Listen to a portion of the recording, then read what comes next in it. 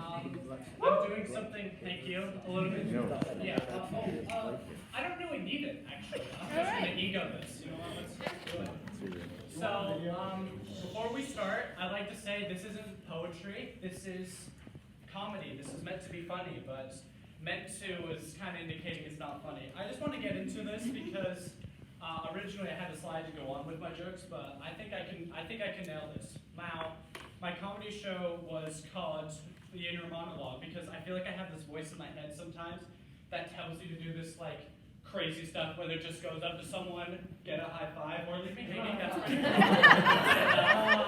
Yeah. Now, this voice does a lot of things. Like, first of all, I think the three sides of me that like this voice contributes to. My first side is that I'm a little bit insane at times. I've had this set mindset for the last, 12 years that my dad's gonna magically reappear in thin air, with pixie dust and sparkles, but that's just simply not gonna happen. I need to be more realistic with my circumstances.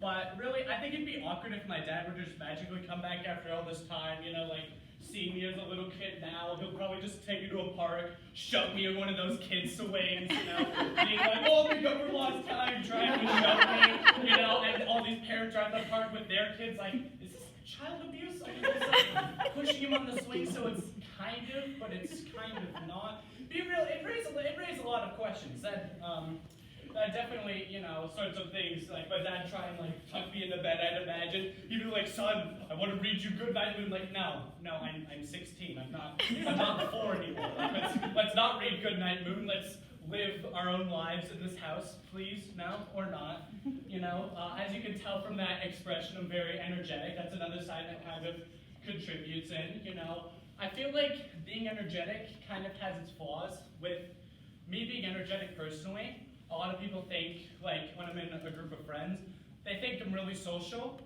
I'm not. And I have plenty of people saying, you are the most social person I know. And I go, how? I just talk about the same 4 jokes. People magically laugh, and they think I'm funny and, like, social. That's just, I really don't see it. And I think the biggest part my mind goes into, and this is where the fun begins, me being awkward. Now, to say I have awkward stories is definitely true. I'm just gonna start listing all stories because I think they kind of lead to the same thing. Where over the summer in August, I went to Silverwood. It's a theme park in Idaho.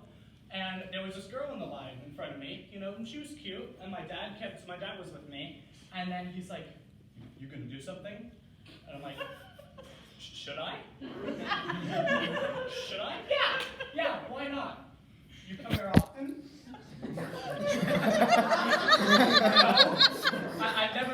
She's like, I've never been here, and then she's like, have you? Like, yeah. This is my first time in Idaho. I don't know what's going on here, right? I have no clue. And then, and she's like, oh, what else is there to do here?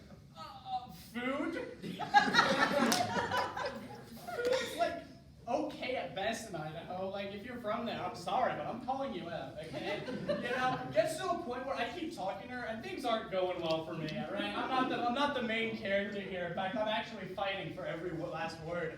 Gets to a point, she fakes getting a phone call. I don't have my phone with me for this bit. I'm gonna commit. She fakes gets a phone call, pretends so she can stop talking. He's like, oh, hey dad, makes up a fake conversation. I think I was so good, she was calling her dad to plan a wedding. I don't know. Maybe it could be mixed messages, but I think I was doing great.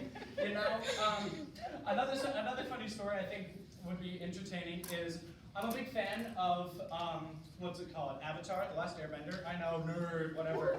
And I went to Comic-Con in December with my friends, and I went to Zuko.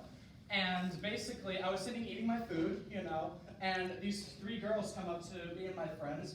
This girl starts hitting on my friend. It's like blatantly obvious.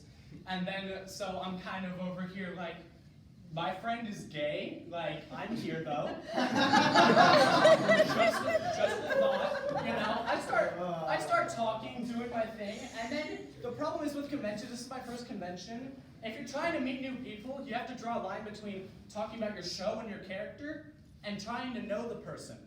I did not know that line, and I went on for like, I don't know, maybe 10 minutes about Avatar. And then she kind of starts looking at me weird, and she's like, dude, do you ever shut up? And I'm like, I mean, you guys know from experience, I'm not too good at that. I don't really know how to keep my mouth shut. And then she kind of looks towards her friend at one point. It's like, I don't think this kid's left the house in 6 months. So I'm like, yeah, and then it gets to a point, they walk off onto the convention. Of course, that's what you're supposed to do, you know, have fun. But my point is, some of these stories are very like, the good thing with those stories, I'm never going to see those people again, you know, which is great. Not all stories are like this though, and this is where we get into now. Homecoming. Oh boy. So there was this girl I kind of liked, like in my freshman year, and we didn't have a homecoming then. And going into this year, I still kind of liked them, you know. And then one of my friends was like, oh, I'm gonna ask them. And then my other friend, being a good wingman, was like, no, you stay away from her. This is Jackson's moment. So I'm like, all right, let's have my moment. So we had Islander Hour, and then first of all, setting the mood is important for doing something like this. The Islander Hour video was a kid about like suicide. Yeah, I'm not. Hey, I know we just talked about suicide. You want to go to homecoming? No, very reasonably, I did not do that because, you know, I may be stupid, but I think that'd be a bit of a stretch for me. Now, with this, the next day, I saw them with their friends in the library, and I was like, just keep in mind, the dance I think was Saturday, and this was maybe a Thursday, and I was like, I'm never gonna do this, I'm just gonna go for it. You know, we'll call them Maria for the sake of the story. I'm not about to call someone out because that's just an L to take. Now, I was like, hey, Maria, would you want to go to homecoming? Oh, I have plans with my friends. Oh, it's fine, I do too. I do too? Jackson, really? If you had plans, you wouldn't be asking her. That's like saying, oh yeah, I'm a billionaire, can I have $10? Yeah, here's your $10. And then I was so ashamed, I was like, nah, I ran off. I ran out of the library. I was so ashamed. I embarrassed her in front of her friends. So, being an idiot, I texted her because I had her number. It's like, I'm so sorry for embarrassing you in front of your friends. And to say that was the worst thing I could have done is correct. That was the worst thing I could have done. Because I ended up becoming close friends with one of her best friends. And apparently I'm an inside running joke with their whole friend group, which is an L to take. It was just, you know, to say I can't talk to girls is, it's definitely a true statement, but sometimes I have my moments that are ruined and it's not my fault.